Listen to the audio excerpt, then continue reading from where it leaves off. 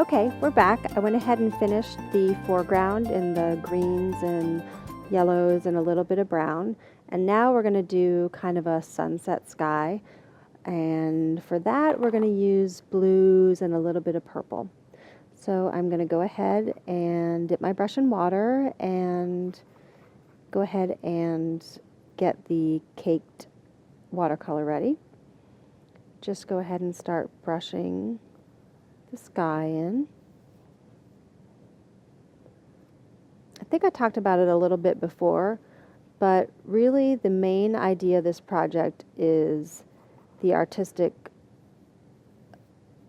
I'm going to start again. I think I talked about it before, but one of the concepts that we're really trying to learn about here is resist. And there's lots of different ways artists use resist, whether they're doing it in fabric with wax, where they apply wax to fabric and then put dye over it, and the wax is then taken off and the white shows through, and that's called batiking. There's this where you can use either glue or this cool removable tape roller adhesive to do resist. It's just something that artists have been using for hundreds, if not thousands of years to create designs in kind of an unusual and fun way. I really like working with resist, and I hope you'll like it too, because the effect is so cool. So I'm going to keep working. I like to just switch from color to color, not just paint the whole thing the same color blue, especially because we're working blues kind of at the top, and then at the bottom I'm going to switch to purples, and so it gives it a sunset effect. And I think that's going to look great. You'll notice as you start going over the adhesive that we've put down, it will not accept the color. It kind of beads up on it, and that's exactly what we want it to do. So it is doing its job. You can experiment with how much water you like versus how much paint. Some people like it lighter, some people like more pigment in their watercolor. It's really just what you like. But if you notice, I'm taking my time, I'm not rushing, and I'm using careful brush strokes back and forth. I'm not going this way and then going that way. Makes such a difference in your painting if you do your brush strokes all the same direction. And not straight back and forth, because we're trying to do a sky and thinking about clouds and how it kind of undulates back and forth. So the same direction, but not necessarily a straight line right across. So, okay, I've added some blues. Want to switch to maybe, what other kind of blues? Here's kind of a bluish green. Let's see how that looks. Ooh, that's cool. That's like a turquoise, one of my favorite colors. But I have to admit, I have kind of a different favorite color every week. When I'm teaching, all the kids will ask, what's your favorite color, Miss Volin? And I'll say, this week it's purple.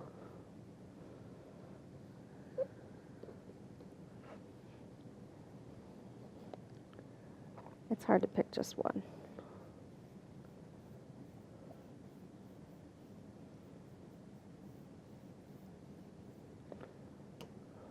Okay, so we're getting this sky in. Gets a little tricky when you get to the adhesive.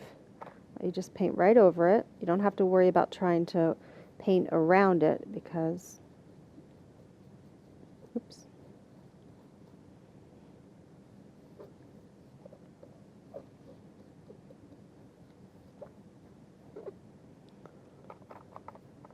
Let's see, I added a little green to that.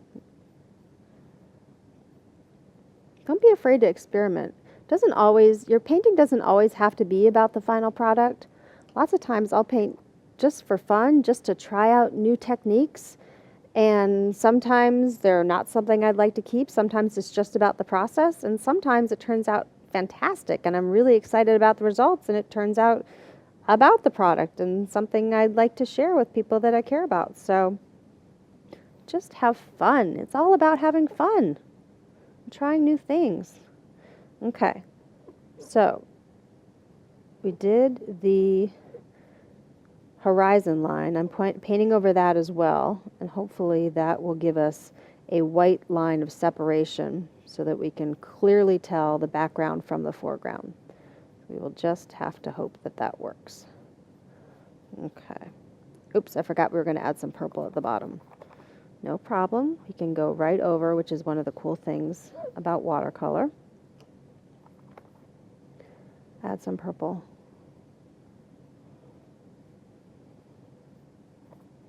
Go over here, do our purple. I'm speeding up a little bit because I don't want to take too much time, but I know that when you're doing this at home, you're going to be really taking your time and doing your best work, putting forth your best effort.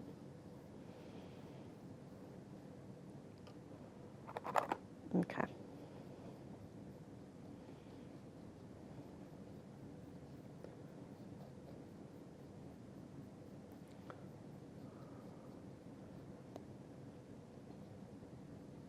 Okay, we're almost done with our beautiful sunset sky. And now, it was really hard to see it on the white paper, but it's really starting to show where we put our white trees because the watercolor is not sticking to it. Okay. The other thing that I really recommend is not having a strip of color, a strip of color, a strip of color. What you want to do is if you find that that's happening, just add a little water so that you can blend them together. It makes it look more natural and more like the sunsets that we really do see in the sky. It's never really quite like stripes. Okay, I'm pretty satisfied with this. So what we need to do now is you have to let it dry absolutely completely. And then I will show you, once it's dry, I'm going to show you how we are going to rub off the adhesive and how we're going to make them look like birch trees. So I'll see you in just a minute. Hi, I'm Miss Volin and we're back. So as you know, we painted our foreground, we did our background, and here comes the fun part because we are going to attempt to rub off the Rollerbond adhesive. So here we go. You just take your finger and you rub it off. Yay, it's working. I'm excited. Hold it down. And look, any of the watercolor that got on top is no longer there, and we have our white canvas underneath.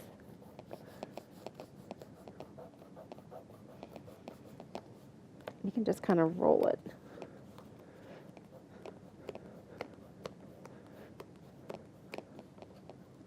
Peel it off.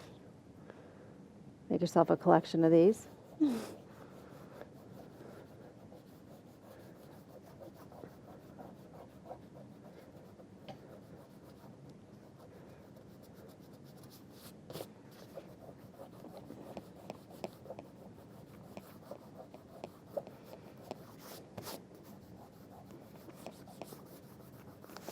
That's our first tree. Oh, we also have to do our horizon lines. So don't forget to do that.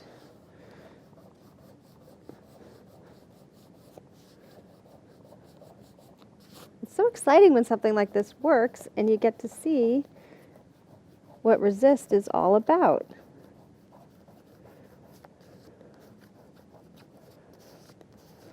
This tree I did in the back turned out a little funky, but I think once we add the birch bark parts to it, it'll be cool. Okay, this one had a lot of adhesive on it, so it's going to take a little bit of elbow grease.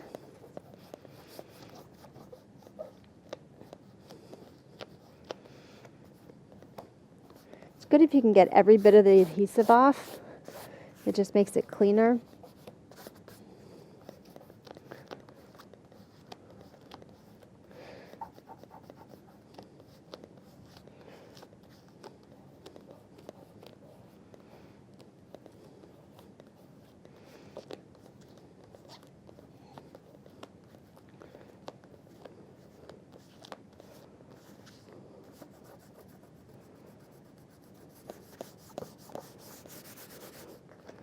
So yes, they do come off and you can make these cool little balls, but you are not allowed to fling them at your friends or your siblings.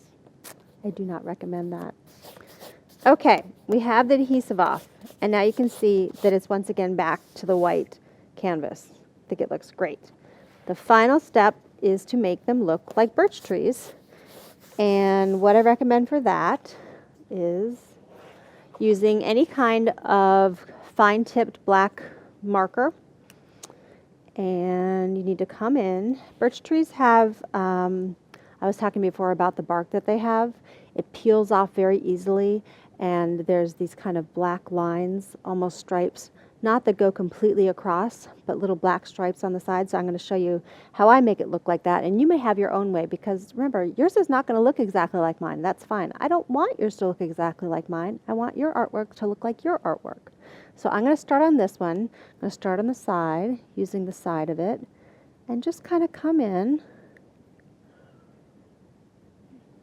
and make some different sized lines. We want to have variation. Some of them come further across than others.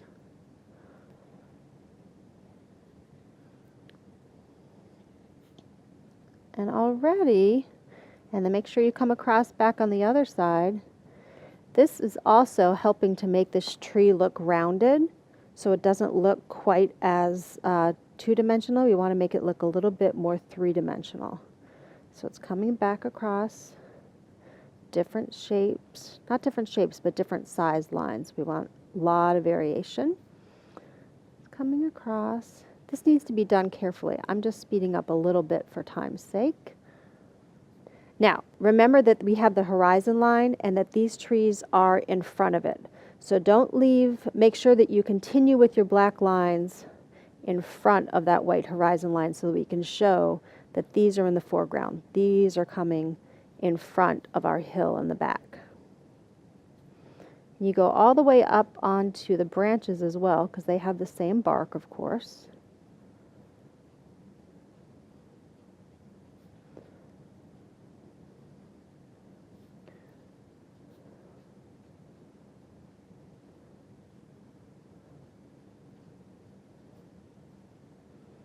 So do this, doing it a little too quickly, but hopefully you're getting the idea.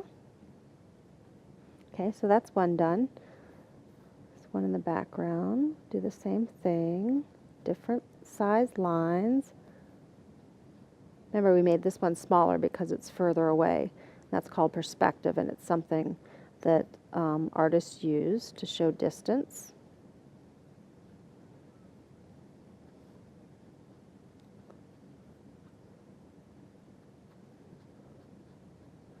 And then, of course, we do the same on the other side. And I am so happy that you are trying this project. I think you're going to be really pleased with it. It's got so many beautiful colors in it.